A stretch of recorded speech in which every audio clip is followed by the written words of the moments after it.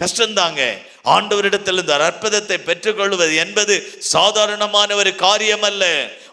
ஒரு செங்கடலை கடப்பது என்பது நமக்கு சாதாரணமாய் தெரியும், கடினமான ஒரு காரியம். மோசே எத்தனை மணி நேரம் ஜெபிச்சிருப்பான் தெரியுமா? அந்த ஜனங்களுடைய பயம், ஜனங்களுடைய ஜபம் எவ்வளவு நேரம் தெரியுமா? இந்த யோர்தான் கரை புரண்டு தண்ணீர் போகும்போது கடக்க முடியாத ஒரு சூழ்நிலையில் அந்த ஜனங்களுக்குள்ளே ஒரு பயம். எவ்வளவு மணி நேரம் ஜெபித்திருப்பார்கள், எவ்வளவு மணி நேரம் ஆண்டவரிடத்தில் ஜெபித்திருப்பார்கள் தெரியுமா? இந்த உயர்ந்த பலசாலியான அமலேக்கியர்கள் பயமுறுத்தும் போது எவ்வளவு மணி நேரம் இவர்கள் ஜெபிச்சிருப்பார்கள் தெரியுமா? இப்ப இந்த எரிகோ கோட்டையில வந்து 7 நாட்களும் சுத்தி சுத்தி ஜெபிப்பது என்பது சாதாரணமான காரியம் அல்ல. நல்ல ஜெபிச்சாங்க, ஜெபிச்சான் ஜெயம் கிடைக்கும். பாருங்க, அந்த எவ்வளவு பெரிய மதில், எவ்வளவு ஸ்ட்ராங்கா அந்த மதில்களை கட்டி வைத்திருந்தான்.